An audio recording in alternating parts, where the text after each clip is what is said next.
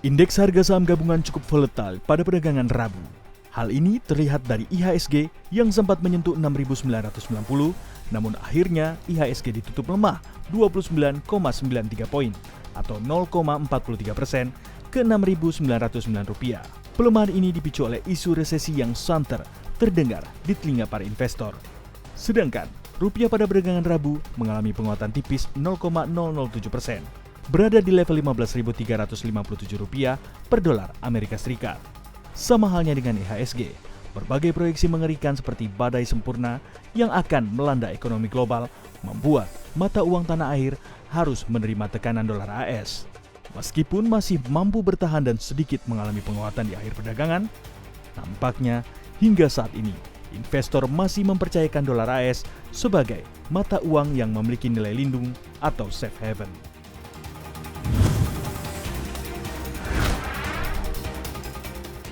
Menko Maritim dan Investasi Luhut Binsar Panjaitan menilai kondisi dunia saat ini makin tidak stabil. Bahkan 28 negara terpaksa antri menjadi pasien IMF. Meski begitu, Luhut menjelaskan bahwa Indonesia tidak berpotensi mengantri dana bantuan seperti 28 negara lain. Namun, Luhut mengingatkan agar masyarakat dapat berhati-hati dan mempersiapkan sebelum badai besar terjadi.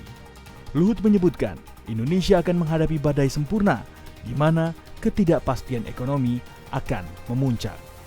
Meski demikian, Luhut meminta agar semua pihak tidak panik dan tetap waspada terhadap badai sempurna. Sebab, pemerintah telah menyiapkan berbagai strategi dengan menyiapkan uji coba di berbagai bidang untuk menghadapi skenario terburuk.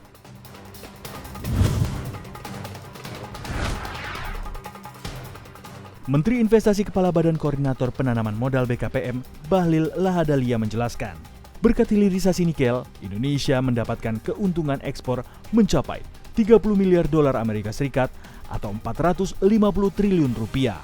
Pendapatan tersebut melejit secara signifikan. Bahlil merinci, pada tahun 2017 ketika ekspor dilakukan dengan barang mentah, Indonesia hanya mendapatkan 3,3 miliar dolar AS saja. Kemudian, di tahun 2021, ekspor nikel melejit di angka 21 miliar dolar AS. Nilai ini bukan puncak, sebab pada tahun ini Bahlil memperkirakan ekspor nikel bisa tembus hingga 30 miliar dolar AS. Sebelumnya, Presiden Joko Widodo menjelaskan bahwa kebijakan larangan ekspor nikel mentah menuai kontra dan digugat di Organisasi Perdagangan Dunia atau WTO. Meskipun berpotensi kalah, namun Indonesia berhasil mengubah tata kelola nikel di dalam negeri dan menghasilkan cuan yang tidak sedikit.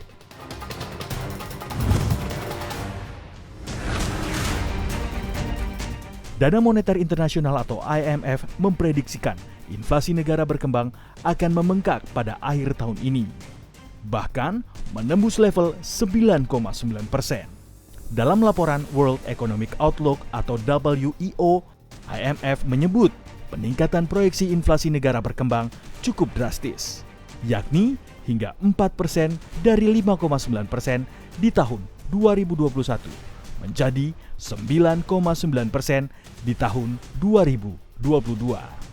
Namun, inflasi negara berkembang diproyeksikan turun menjadi 8,1% pada 2023. Laju inflasi di negara berkembang memang lebih tinggi di tingkat inflasi global.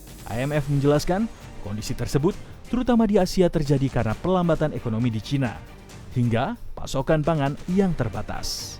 Sementara itu, IMF menyebutkan saat ini asumsi kebijakan moneter Indonesia sejalan dengan target inflasi Bank Sentral dalam jangka menengah. Proyeksi Bank Indonesia, inflasi tahunan akan mencapai 5,24% pada akhir tahun ini.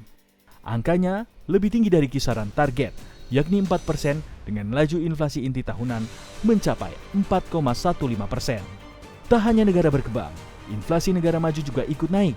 Inflasi negara maju berpotensi menembus 7,2% di tahun 2022 dan bakal menurun menjadi 4,4% pada tahun depan.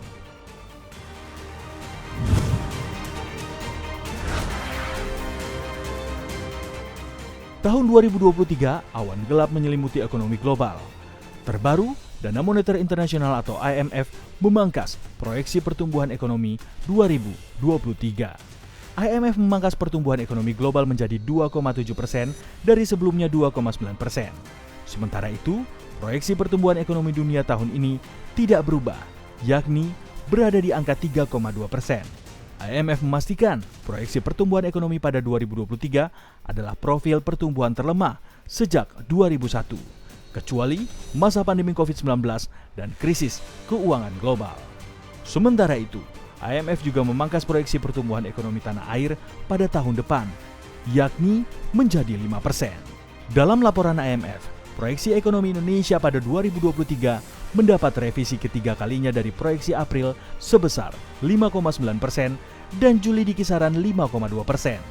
Ekonomi global mengalami sejumlah tantangan yang bergejolak karena lonjakan inflasi di sejumlah negara, pengetatan kondisi keuangan di sebagian besar wilayah, konflik Rusia-Ukraina, dan pandemi COVID-19 yang berkepanjangan.